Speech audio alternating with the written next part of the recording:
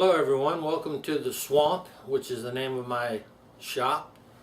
Today I'm going to make a video going over some of the tool bags and boxes I've used through the years. As an industrial electrician, I'm going to go over the pros and cons of the bags and boxes. First, I'm going to start off with this Cline 5165. Its pros are it's durable. It's very durable, very thick leather. I've had this bag about 15 years. I've used it on and off through that time. Can't say enough about how strong this bag is. Cons, it's uncomfortable the way that it hangs in at an angle. Screwdrivers will poke out of the bottom of the secondary screwdriver holders. The first one, it's riveted, and the second one's it's not. So you have to be careful to not hang them on anything. Also, the strap is not comfortable. I took a rag and wrapped it up with tape, made it a little better on your shoulder. One of the big negatives is when you set the bag down, you have to kind of drag it to get it to keep from setting it down and having your tools fall out. It just naturally goes in that direction. Other than that, it's a really good bag. It holds just enough to do electrical maintenance. You will find that if you're working on some large equipment that you're going to have to go back and get some bigger tools. This doesn't hold your big wrenches. It doesn't hold your big screwdrivers.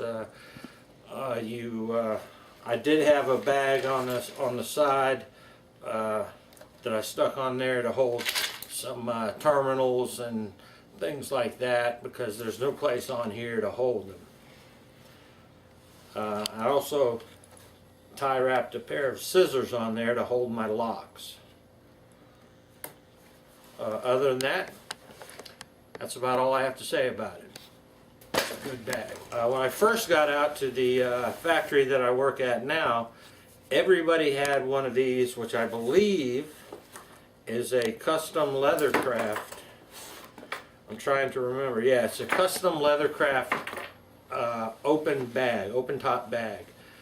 Everybody had one. Everybody said this was the greatest thing. So I got this bag, and the first day I had it, I put it in the back of the golf cart.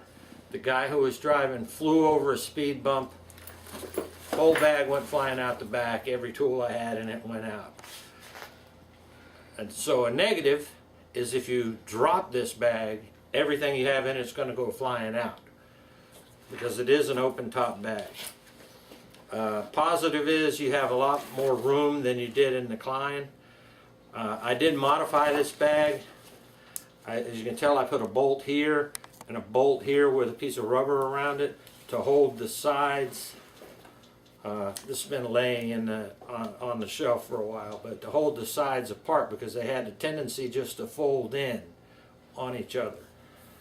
I also put in some PVC to hold tools and screwdrivers together in one part. I put some foam in there to separate some other tools. And I put in I don't know if I can get it out, but I put in a plastic yellow bin in the bottom to shore up the bottom, because it started to cave in. And what you have in the bottom is a Velcro compartment that I also modified with a bolt, a stud coming out, made a bolt into a stud and put a little nut on there to hold that shut, because it had a tendency to open up on me.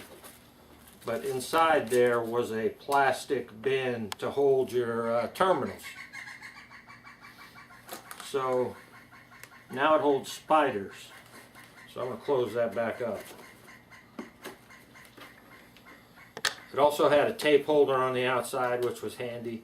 A little place to hold your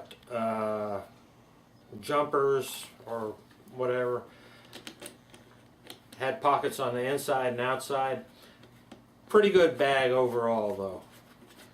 The elastic to hold the tools in place, it gave out over time. I did use this quite a while and I was happy with it, but I did have to do some modifications over time. It was probably time just to buy a new bag. You can see how the handle here is covered with tape because it was also flopping down. Nothing negative about it. It just, I overused it, I would say. It says custom leathercraft, but it's not made of leather. Next bag is a little cheap Maguire Nichols bag that I had. The pockets were made of Velcro, or had Velcro on them. I ended up doing the same thing with a nut and bolt to keep the pockets shut because the Velcro just wasn't cutting it. Also the pockets on the inside, probably some spiders in there. I'm going to let that go.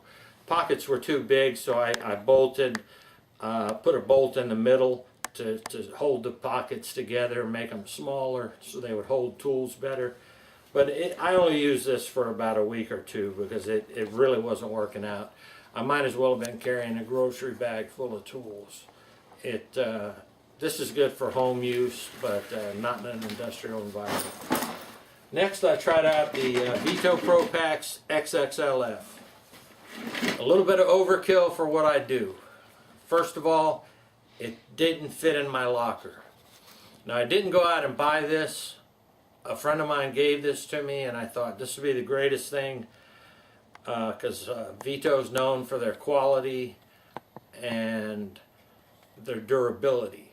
So I brought this to work. I loaded it up with about 60 pounds of tools, and I tried carrying it around, which was a mistake. Trust me.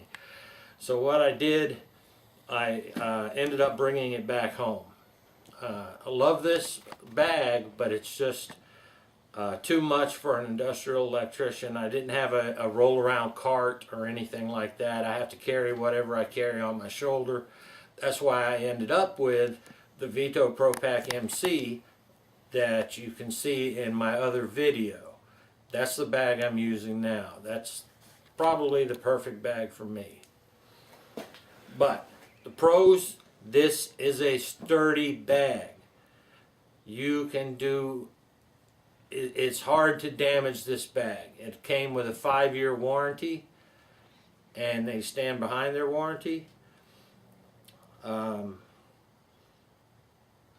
All of you know in my other video what the pros of a Pro Pac is, so I'm not going to go over all that again. I'm just going to say, too much bag for what I do. Which brings me to my Husky Bag. I thought this was the greatest thing when I saw it in the store. If you look inside, plenty of room for tools. Couldn't wait to get it on the job. Got it on the job, I loaded it up. It has pockets on the front. It's got, if you can see this, place for all your little micro screwdrivers. I mean, it really sold me when I saw this at Home Depot. Had a place to put my name on it, like luggage. I loved it. Husky is a good brand, good quality. It came with this handle and also a strap which had a little bit of padding on it, which is a good thing. But when I started to carry it, I noticed just how wide the bag was.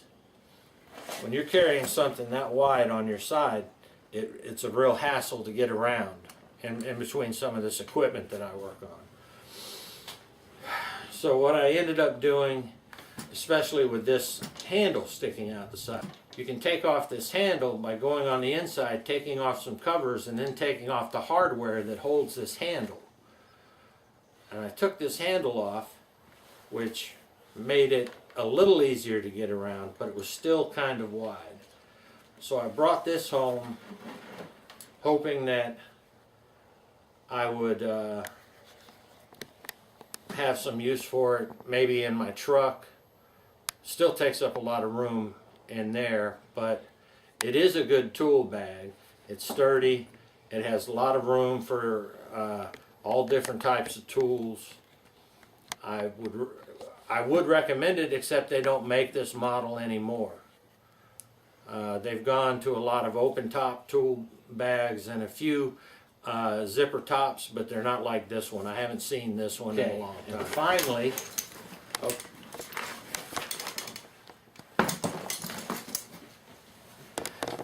I had this Craftsman toolbox that I found at the dump. Somebody had thrown it out. There was no damage to it that I could see. And I was working in a section of the plant that had that allowed us to use roll around carts. So what I did is I took this in and I started using it, and it worked out great. It's pretty sturdy, but in an industrial environment, if you can see, it ended up getting cracked on both sides right there.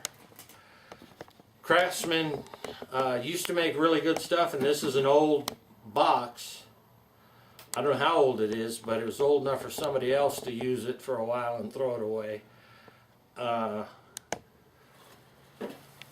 And I'm still using it, even though it's cracked. It still works. I don't carry it around anywhere. I keep some equipment for projects that I do here in. But it's pretty sturdy. It was heavy, but all I had to do was take it out of my locker, put it on a cart, push it to whatever job. Had the drawers, which they're not deep, but they held enough. And in the top, I believe I modified, if I remember correctly, I put a place here to hold some tape, a little thing here to hold some danger tags, and I put a little shelf in the top here. I don't remember what I did with, or why I put that in there. But I'm still using it. It works good. They still make these, and I'm not sure of the quality of them now, but I recommend them. Like I said, I'm still using this one. So that's what I used. That's the pros and cons of the equipment, or the tool bags and tool chests that I used during the last probably 15 years of working in a factory as an industrial electrician. All right, I thank you for your time. Have a good day.